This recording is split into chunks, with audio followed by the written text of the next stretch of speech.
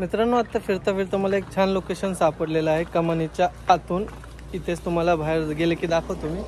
बघा इकडे छान किल्ला बांधलेला आहे छोटासा, आणि इकडे महादेवाची प्रतिमा आहे, आणि बरंच जुनं इकडे एक तलाव आहे. छान आहे, कासवं वगैरे सोडलीत आतमध्ये. पण मी तुम्हाला दाखवतो तिकडे बाहेर गेले की कुठल्या कमानीतून मी आत आलो. तर ही जी कमान दिसते श्री हरेश्वर काळ भैरव मंदिर, तर इथूनच आपण आतमध्ये गेलो होतो ते मंदिर आणि बीचकडे जायला.